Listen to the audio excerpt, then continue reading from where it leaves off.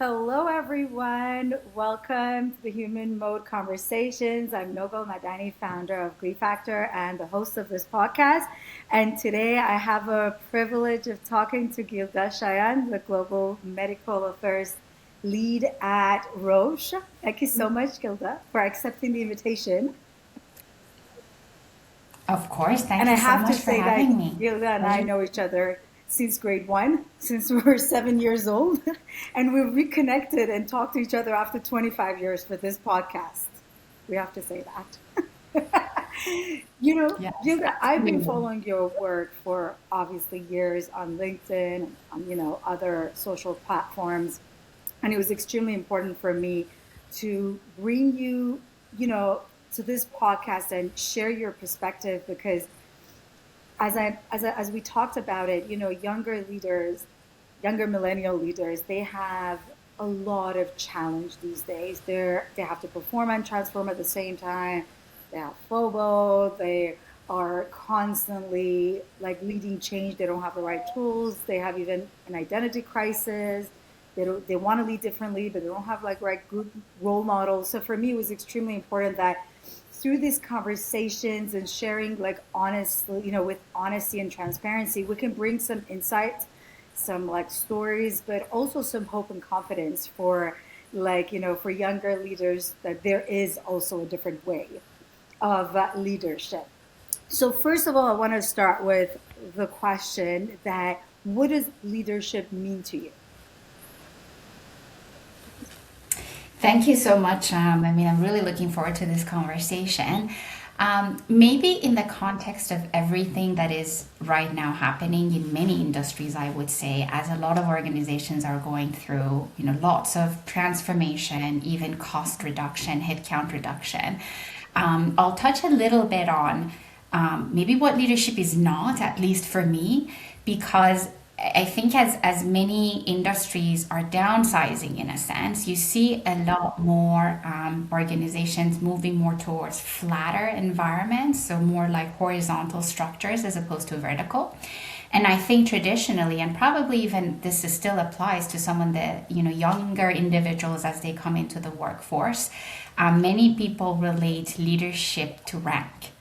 And I don't necessarily think that is true because when you think about growing in the corporate ladder, authority doesn't necessarily make you trust it, nor does it make people want to follow you. So this is something it took me a while as well to appreciate, but I always talk about it because again, we are operating in a different environment, and the traditional definition of leadership, in my view, has shifted also quite a bit. In the past, there used to be much more emphasis on knowledge and capability, and by capability, I mean mostly technical, especially for those of us that work in more technical environments. But now it's shifted a lot more and more on the human elements. So for me, I think it's making that conscious decision that you want to start caring for those around you in the work environment. And also, it's the responsibility to see them rise. So it's no longer about what do I need for me to look good or Mm-hmm. for me to grow. It's completely the opposite. What can I do for them to do better? And it's a two-way street. If they do better, if they thrive, you're going to look better and you're going to thrive. But again, it's a nuance there that it's not about you, it's about your team. And again, in my view, it doesn't necessarily have to be everybody that reports into you.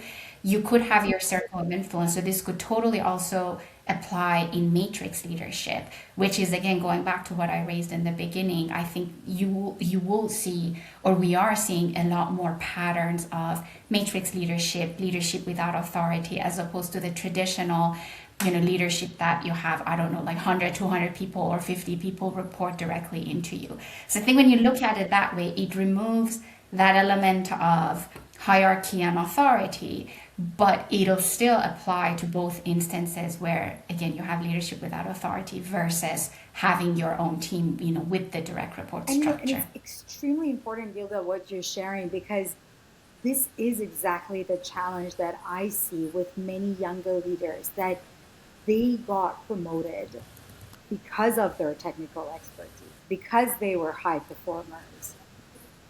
But then it's a it's a big shift for them now that I say, okay, it's not just all about me. Like I have to become an enabler.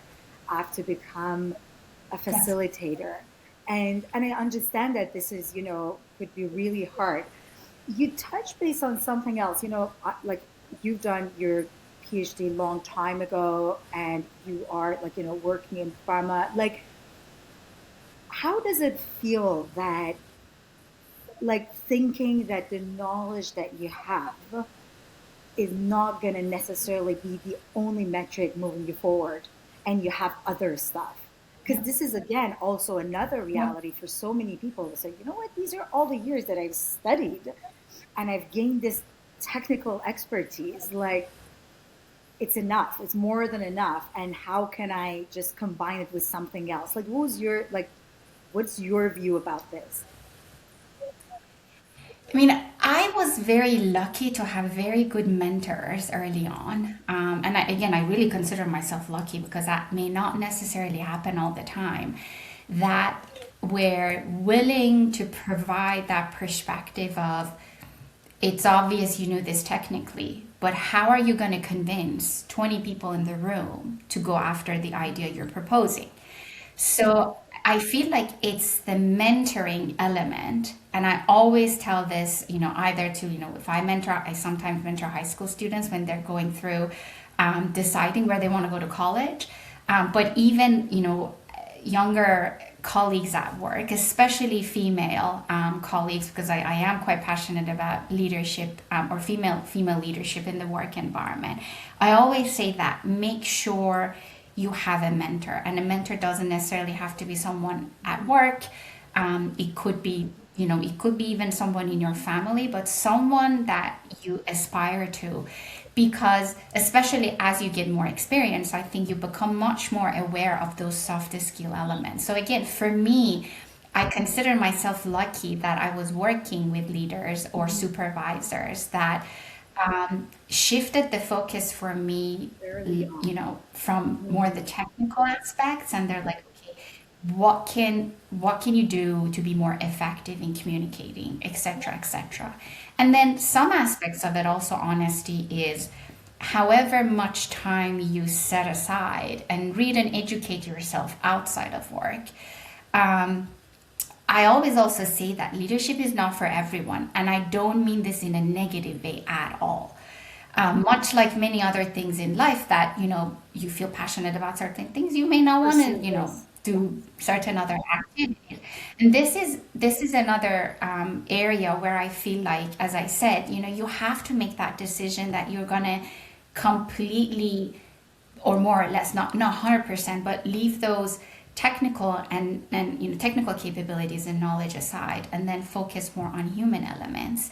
And some people do phenomenally well as an individual contributor, because you're like, you know what, I want that defined space, I know what to expect, and I don't necessarily have to worry about more or less the psychological well-being of everyone else.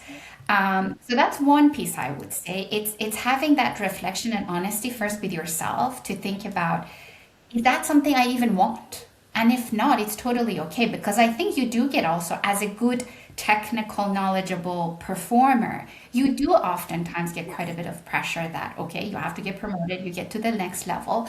But I always say that, again, just have that honest reflection with yourself and decide, is this something you want to do? Because you may be completely a happier and a more productive individual as an individual contributor as opposed to a leader.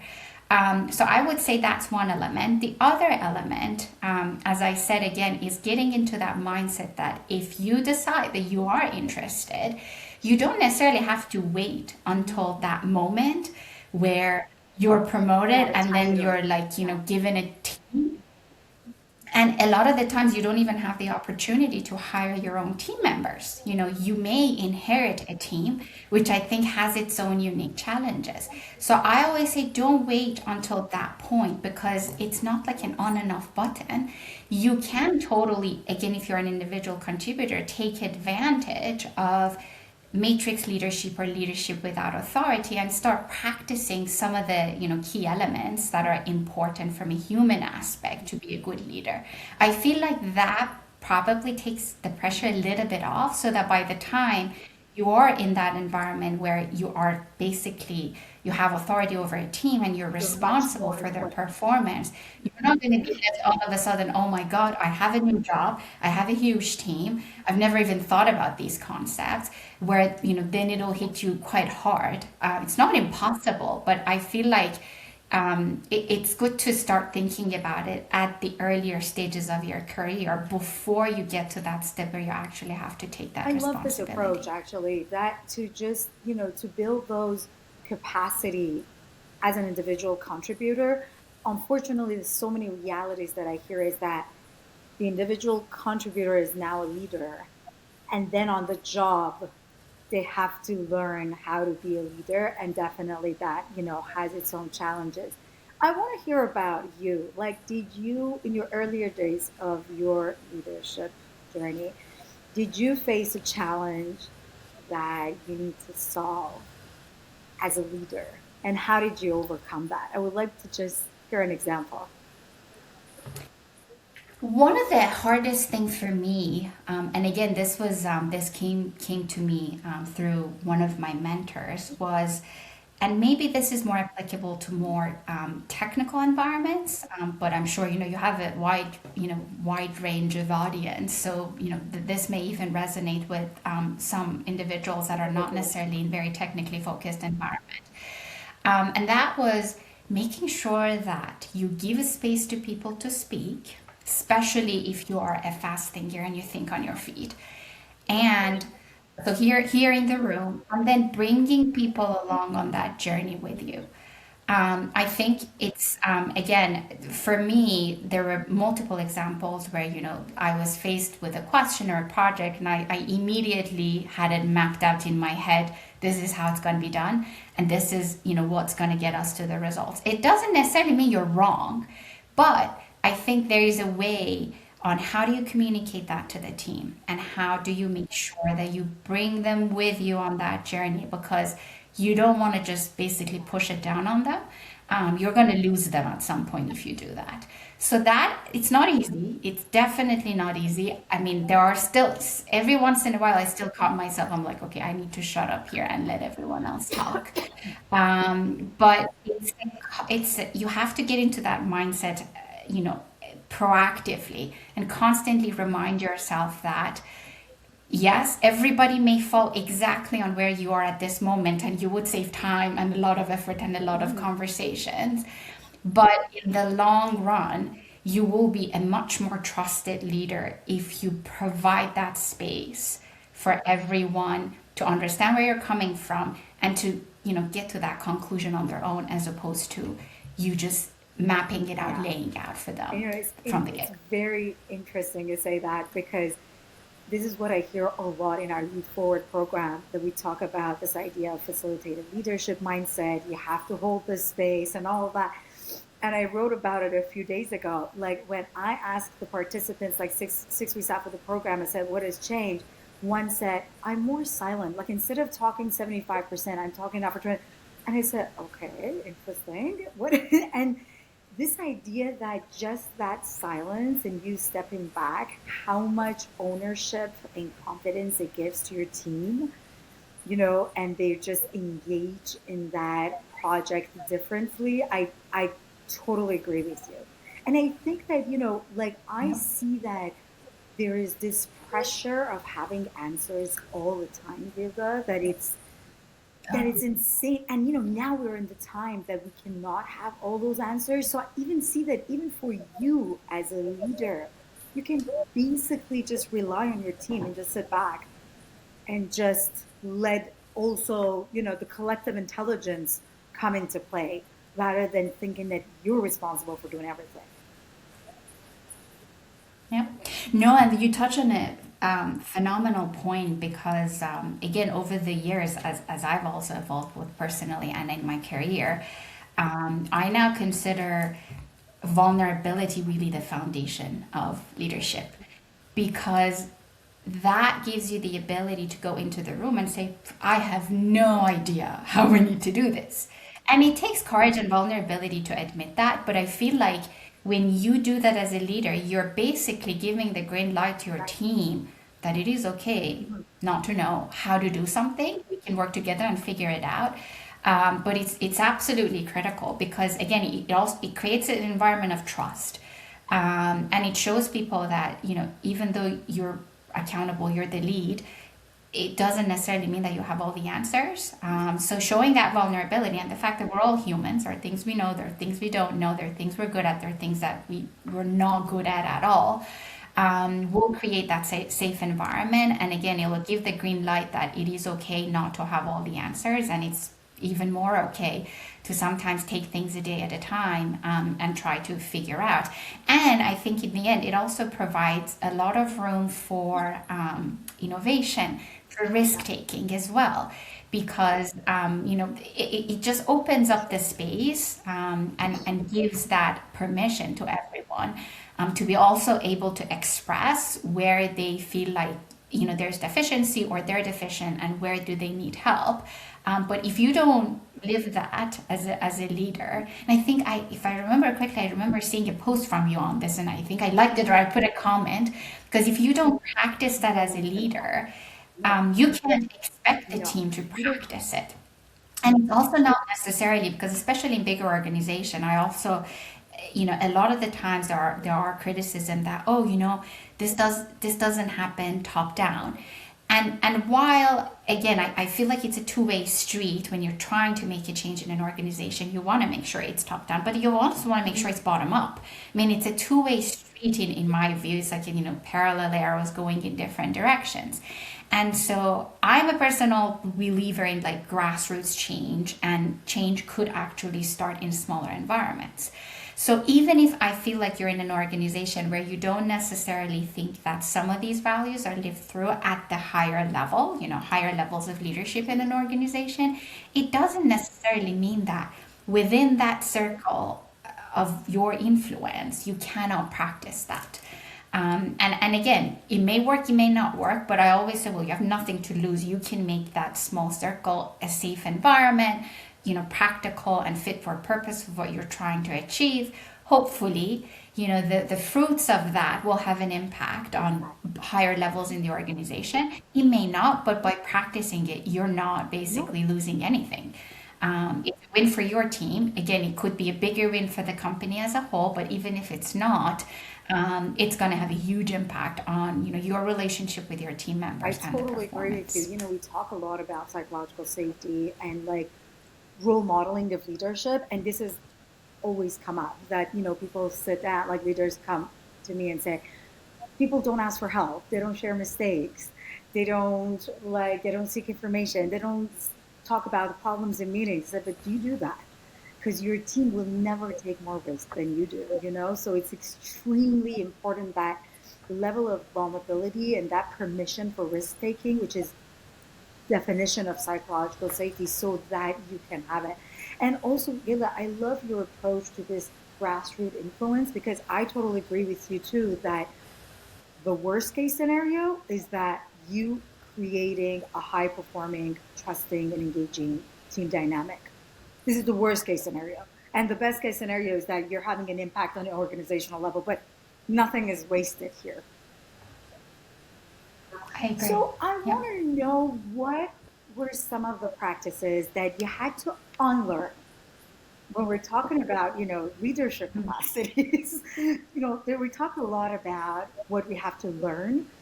And I want to, continue on the idea of vulnerability, caring for others, and all of that. But what did you have to let go of? Because, again, so many of us, men and women, younger ones, I mean, I know from my experience in engineering that I was seeing a leadership style that I didn't necessarily agree with, but that was the only style that I was seeing.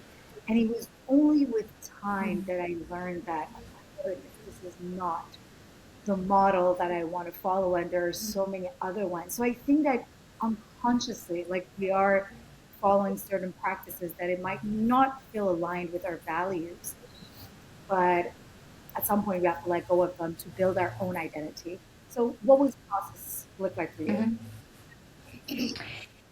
Um, I would say even the whole vulnerability piece wasn't easy at all for me. I mean, it's I'm like half introvert, half extrovert, and especially when things happen to you at a personal level.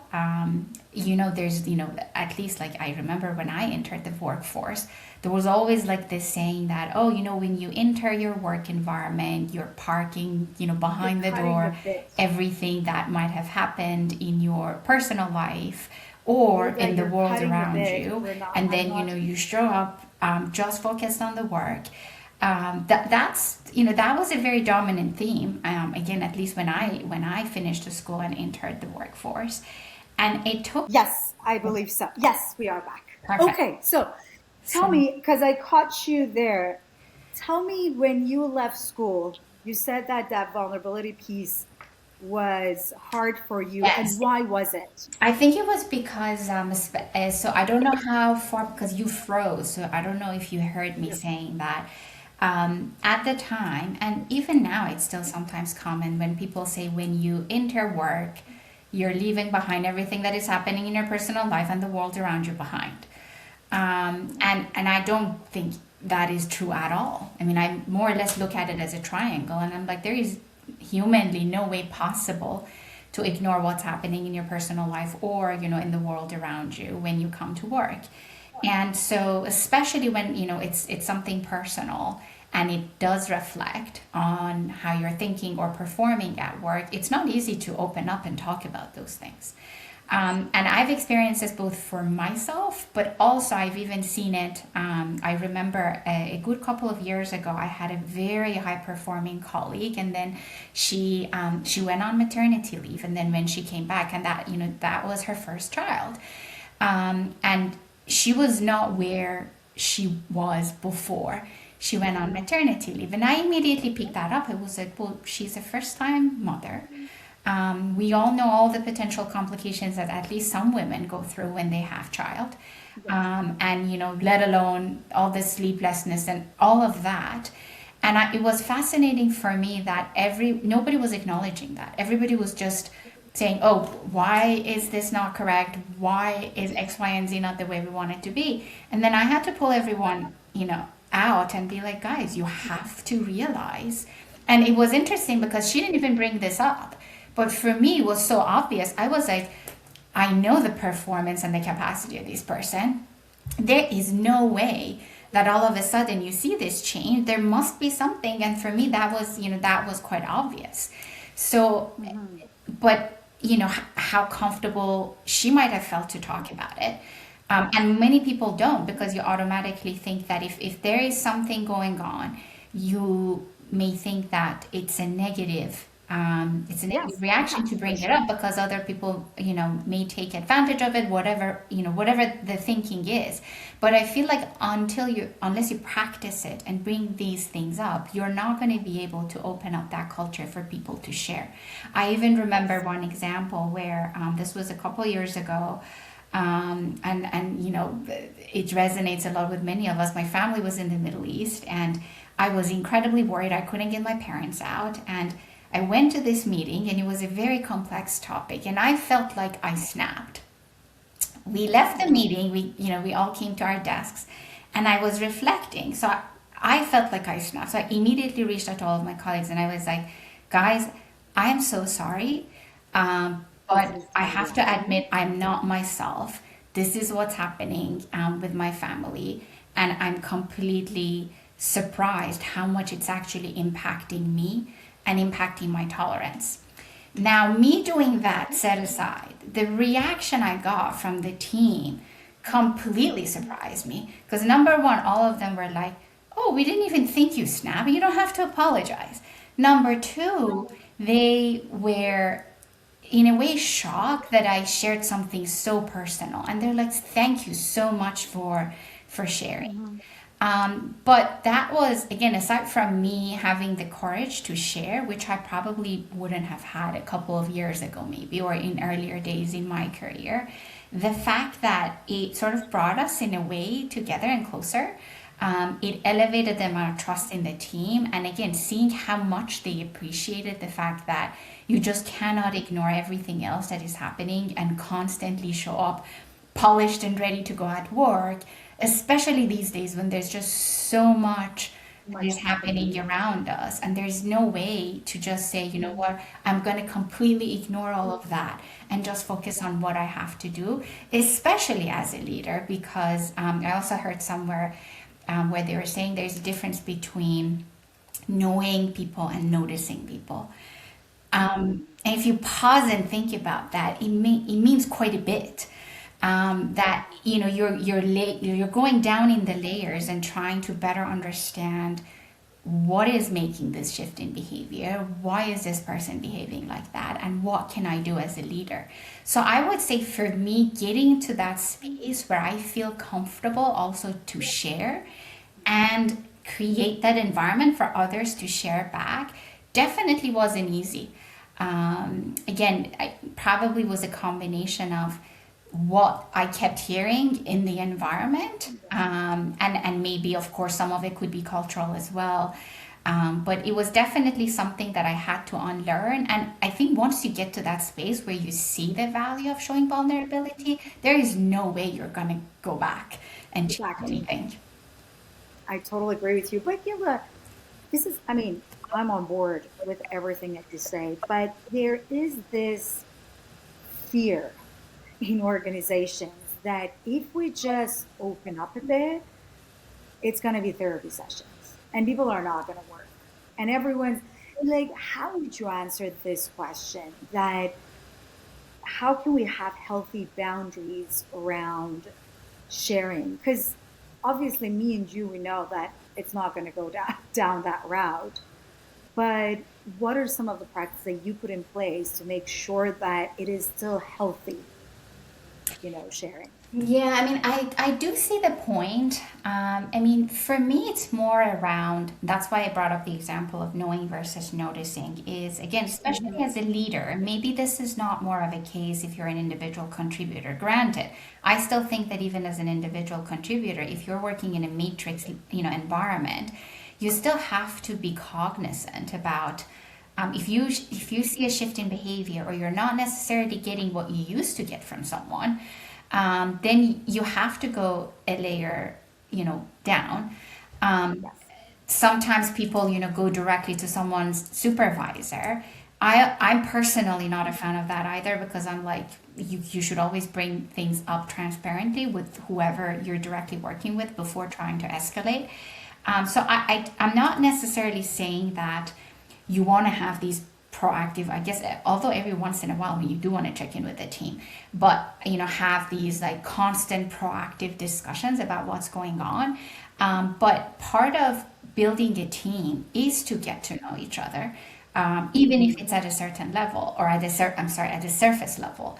And so I feel Hmm. like it is your responsibility, honestly, as a leader, to be cognizant of understanding when something changes, and be willing to at least open up that conversation, maybe not necessarily with the whole team but with those individuals or that individual. So it's more of a, I guess, reactive in a way, checking in Yes. when you notice those changes in Changes. Yeah. behavior or performance, so that at least you're giving the green light as a leader to the person that if something is going on, you can share with me. Now, whether they decide to do it or not, of course, that's a personal decision. You cannot force it. But that's what I meant, that if as a leader, you also share those moments. If there is a day where you're like, I am so distracted for whatever, Yes. again, something personal, that I can't even write an email, I think it's okay Hmm. to share that. I mean, at least I would do. Yes. And I also at the same time appreciate that sometimes, depending on the culture of the company or the sector of the industry, may be more difficult to do this. So it's not like Yes. I'm painting this beautiful, optimal picture, not being cognizant that sometimes this is incredibly difficult, depending on the setting you're in. But I still think that as a leader, it's your responsibility to be cognizant and allow those individuals to share, if they Yes. wish to do it. I mean, you know, we talk a lot about in psychological safety, we talk a lot about inclusion safety. I think this is exactly, it creates that inclusion safety where people can just come forward fully, and then it's going to build their capacity to take risk, to learn, to take risk, to collaborate, to take risk, to challenge the status quo. But I totally agree with you that without that baseline and that foundation of connection or recognition of the realities, we're going to have a hard time getting to the next levels of like risk taking, basically. Yes, and I uh, mean it's almost like a car. You can't drive a car if one wheel is, you know, it's completely out of pressure. So yes. again, this is why I think I'll put the onus more on team leads to be cognizant of that, because it will have an impact on the overall performance of the team too. And and For sure. and again, no matter how much you try, and let's say learn good leadership skills, communications, etc., etc., none of us can read people's minds. So Mhm. it's, I mean, this even applies in your family. Yeah. I always say, tell everyone, I'm like, you have to talk about it. You have to say it. If you don't tell me, you know, you need help, how am I supposed to know? Unless, again, No. I'm just so aware of every little thing that I can pick it up that, okay, there is something wrong. So I come to you and ask you. But it's more also, Yes. again, creating that culture of raising your hand when you need help. Because, again, this is where, you know, a leader can step in and be like, okay, it's fine. We're going to reduce, for example, the percentage of X, Y, and Z that you're working on, shift it on someone's plate until things are resolved. But if you don't bring these up, it's not going to be only detrimental to the individual, but it's also going to have an impact, a negative impact on the team's performance. Totally agree with you. So, Gilda, I have like two more questions from you. I want to know what you're observing in now, like in leadership, younger leadership challenges. Like, you know, I know you mentor many. I know you have this. You're developing different, you know, younger leaders. Like, what are you observing? What are their challenges that you think that okay, it's quite unique to their time or to their realities in today's world? I would say with the younger generations, of course, they are much more used to the digital environment and the digital space Mhm. as opposed to us. And I don't think we're that old, but never, nevertheless, I mean, I still honestly like I still have my notebook. Like I still write notes, believe it or not, and I don't Yes, feel yes, yes. ashamed about it. But it's so I think there is a lot more reliance on digital connection as opposed to perhaps appreciating that tangible real world experience when you actually I don't know, you know, talk, sit down and have a cup of coffee. So there's that element, and sometimes you really need to sit down and, you know, look at people, look into their eyes, and have a conversation. I mean, of Mhm. course, we've come a long way after COVID with the digital, you know, you know, technology and the digital capabilities facilitating, which is phenomenal. You know, nothing negative about it. But then there's sort of a balance. So I think over Yes. reliance on constantly just having everything in the digital world, in a way, it just removes that human element. So I would say that Mhm. may be one area. The other bit, in all honesty, is just many things are changing in the world. Again, this is where I'm like, you can't just ignore what's happening around you. And Yes. it it is just a very different environment. Even I honestly sometimes think about people that are about to go to university. How is that very different from our experiences? So I think acknowledging that, and maybe this could be as simple as, I mean, I'm literally now sort of thinking off the top of my head, acknowledging the fact that as humans, we're always looking for psychological stability. Now, it becomes exhaustive to look for that when you're in an environment that is constantly changing and there's so much social pressure on you to perform, especially when we factor in the changing economic environment that we're also operating under. Exactly. So it's basically it's okay not to know what the 5 year plan is going to look like. Because I feel it's Yes. impossible these days to be able to. I mean, we were lucky in a way. I mean, again, I consider ourselves lucky that We were in, or when we were younger, we were in an environment where things were a bit more predictable.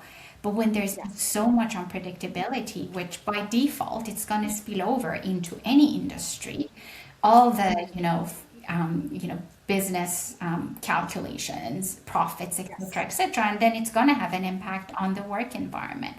So it's acknowledging that, and again, maybe thinking one day at a time, 1 month at a time, 1 year at a time, as opposed to trying to um, emanate a behavior of, oh, what is going to be my 5 year, 10 year plan, where Yes. in reality it's practically impossible. So I feel like Yes. as more experienced leaders, it's not even fair Mhm. to ask more younger individuals to be able to Yes. plan that far ahead. But you know that this is what I'm Because, hearing, Gilda. You're actually mentioning a very good point, but it's interesting that I still keep hearing that people are expected to fake certainty and to go in rooms with answers. And I said, you know what?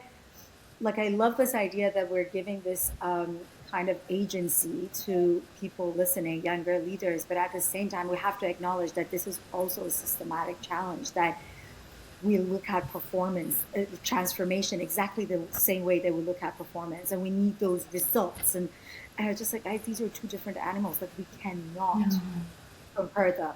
And and I love very interesting because another guest on this show also shared that human connection piece that I never thought about it necessarily for younger leaders, but it's interesting that you're also bringing that up because it's exactly like about building those human connections in order to build that safety and then like that like trust so that we can work together.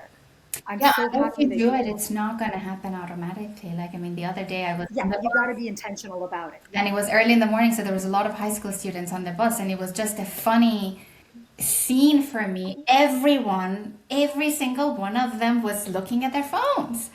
I mean, I It's just interesting. honestly literally wanted to take a picture of it. Of course, I couldn't for privacy reasons, but I'm just sitting. I didn't even want to have anything to do with my phone. I'm like, I've seen it enough last night. I don't want to start my day looking at the news or anything. But it was fascinating to me to see all these high schoolers, and every single one of them, instead of talking to each other, they were literally looking at their own phones.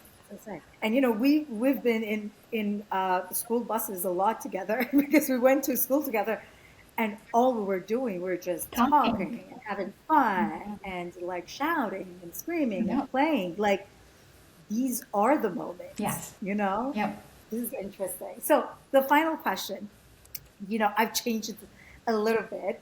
I want to know that, I mean, first of all, I think I want to recap when we're looking into future. I can hear from you that the leadership you see has a specific traits that you talked about, caring for others, human skills, soft skills, vulnerability. Is there anything else that you want to elaborate on that? Because I think that, like I feel that because we all have these human skills, we just have to unlock them. It's quite empowering to know that okay, I have something that it's going to be usable and it's not going to be replaced by AI. But I want to hear your idea about around that, I especially as an extremely technical leader Yep, I yourself. I totally agree. I mean, again, I often say it's really going back to basics, even though we're in an environment where there is a lot of automation and lots of emphasis on AI. I still do not think, who knows, maybe in a couple of years we change our minds, but I still do not think AI can deliver on those emotional. I mean, that's what makes us humans. And Yes.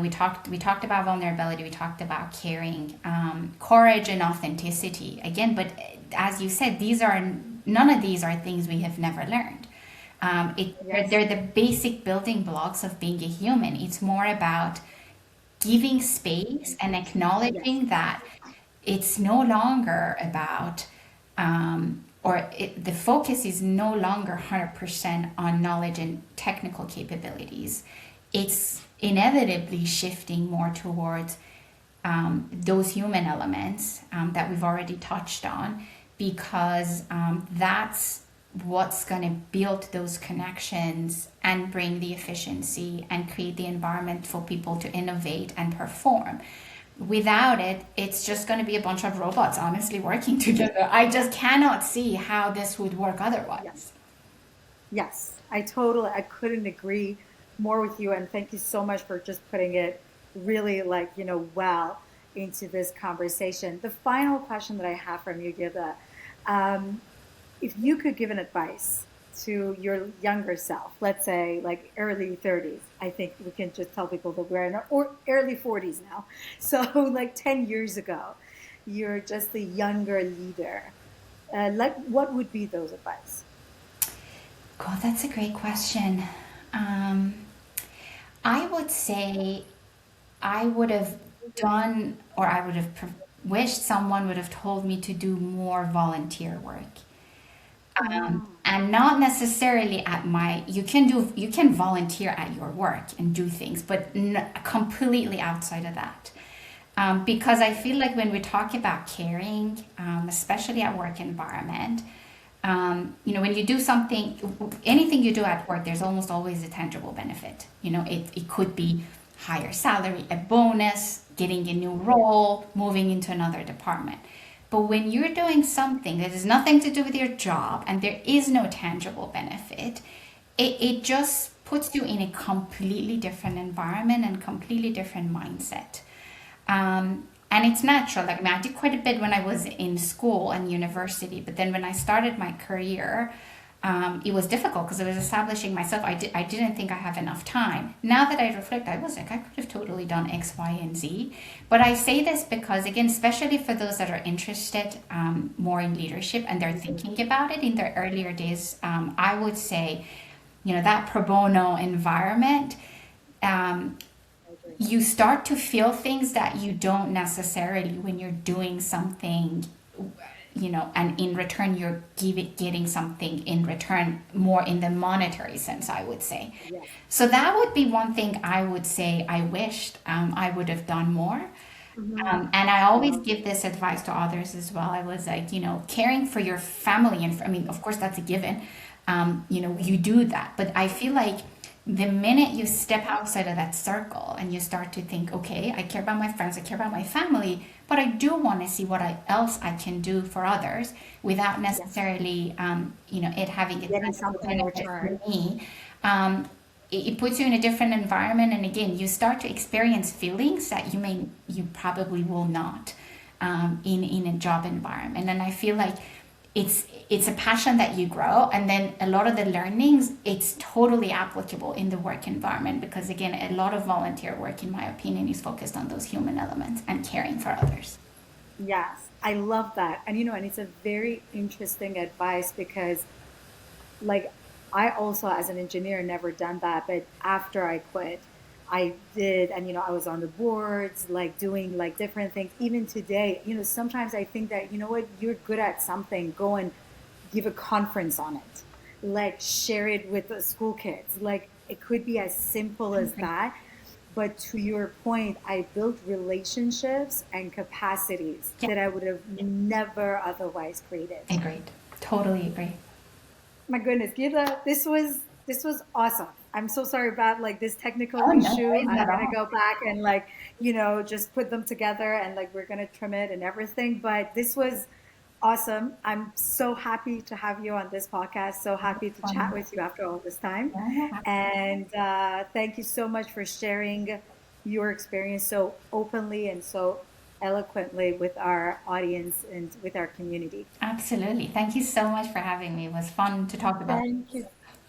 Yes, thank you so much, everyone. We're going to take 1 week off next week on May 8th. We won't have a live, but we're going to be back on May 15th. As we discussed, we're going to update this live on LinkedIn and also update the edited version on YouTube very soon. Thank you so much, everyone, for joining.